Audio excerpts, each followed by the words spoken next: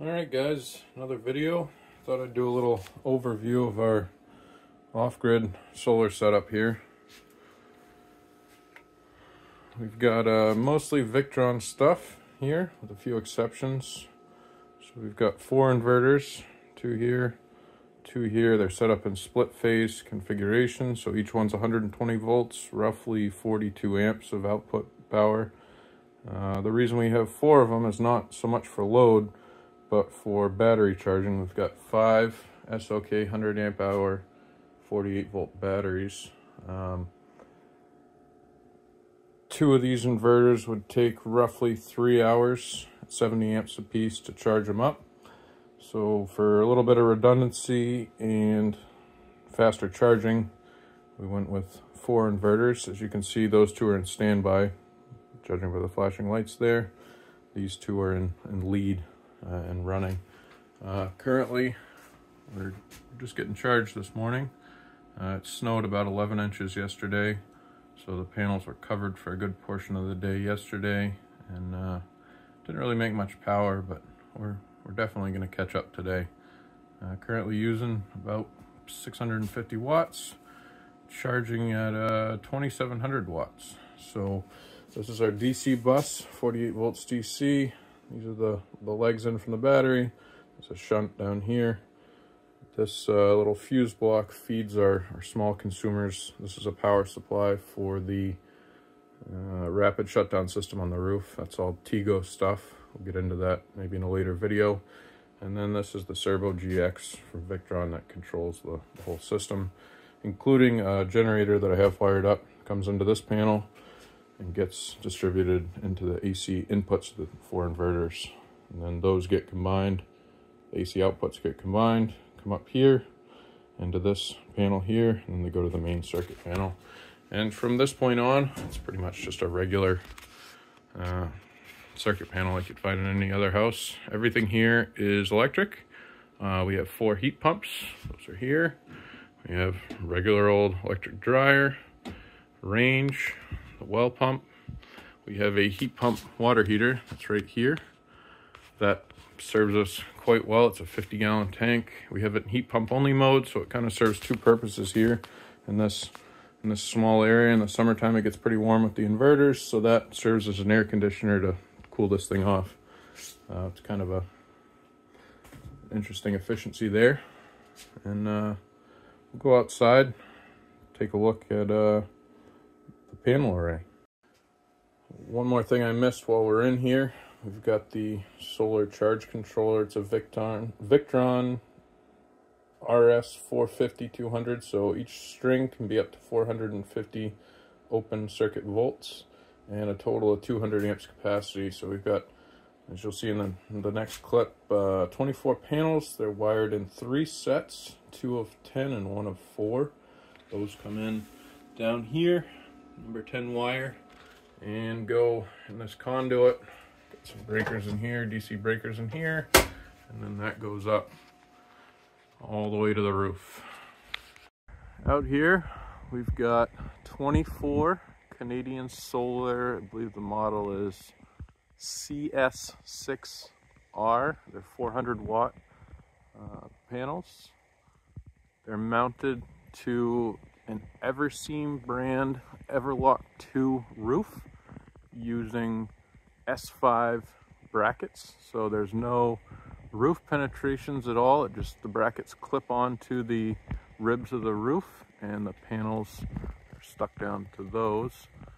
You'll notice up at the top row's spaced out a little bit.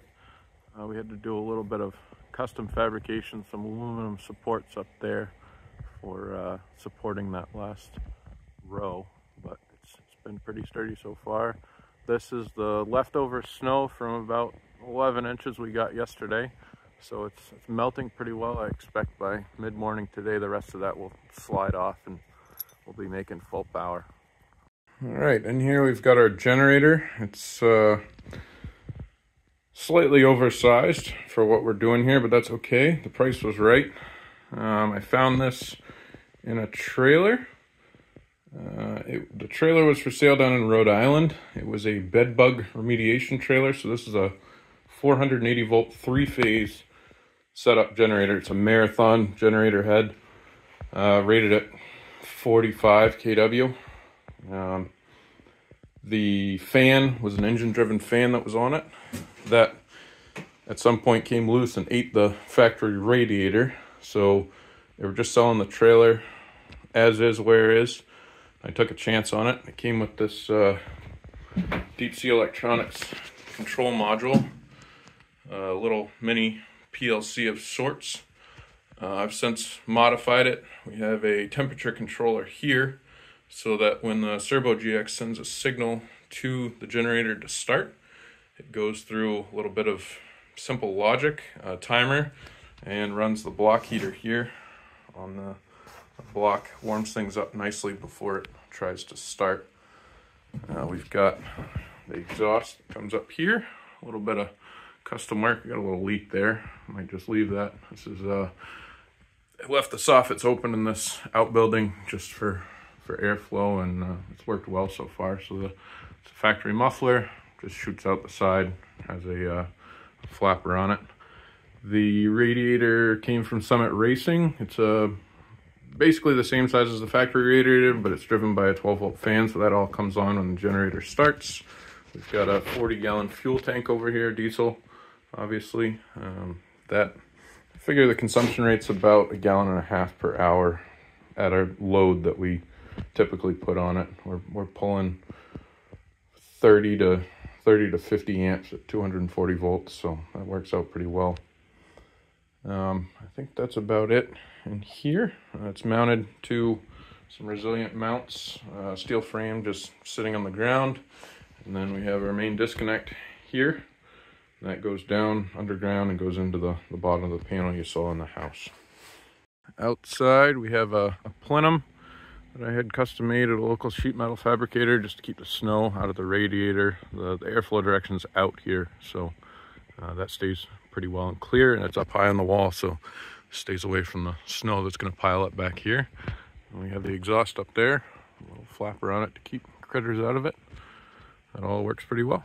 And last but not least, we have the code required e-stop for the generator. It has to be keyed so that when you push it in, you have to unlock it to pull it back out. That only stops the generator, nothing else. And then here on the front porch, on the front of the house, we have a code required sign for the PV array rapid shutdown. There's a code requirement that if you have panels mounted on a building, they have to be rapid shutdown capable. So that's what that is.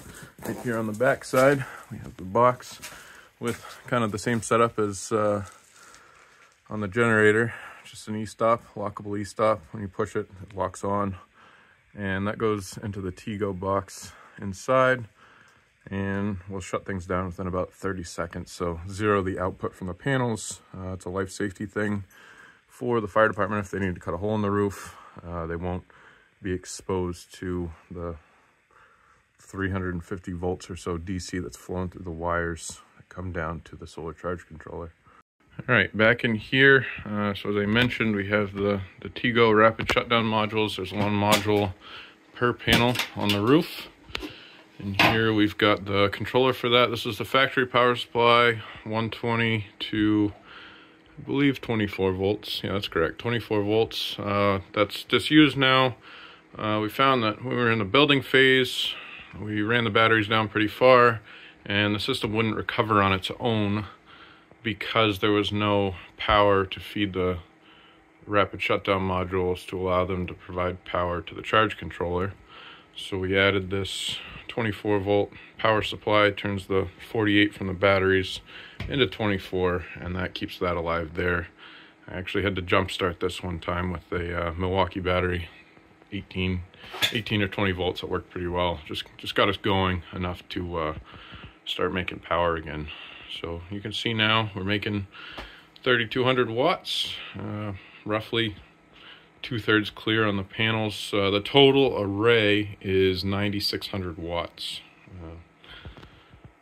24 panels up there, and we do pretty well. In the summertime, by 10 o'clock in the morning, we're fully charged. The wintertime, depending on the day, we might get up to 60 or 70%, or some days 100%. I expect today, with the sun shining the way it is, I think we'll see 100%, no problem. One thing I'd like to point out, this says unknown right now.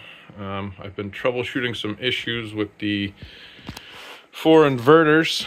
The first 2 were working fine. When they're in lead, that shows up, you know, normal inverting on the servo screen there. Right now, with the second set online, it shows unknown. I've been through their cat cables between each one of these, daisy chained, and then off of that one, it comes back, comes into the servo right here. That's a VE bus. It's a proprietary Victron communication protocol, similar to Modbus, I believe. I've gone through and replaced all these cables, thinking it was a bad crimp or something on one of the cables. Hasn't changed anything. We're currently troubleshooting it with the guys on the Victron forums. I'm going to make a separate video for the troubleshooting steps to kind of figure out what's going on here. Everything functions as it should. When we turn the generator on, we get about 250 amps, so roughly 60 amps a piece from these guys, 65 amps a piece to the batteries over here. So that charges up pretty quickly. When we're running the generator, we look at about 1% a minute. So when the generator auto starts at 25% battery, so we look at about hour and a half to charge up fully. So we'll make another video going through troubleshooting, but that's what we got here for the array.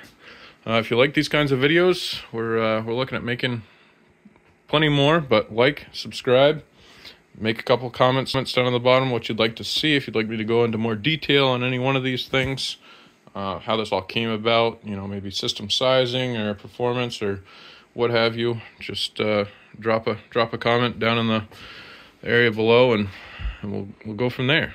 Thanks for watching.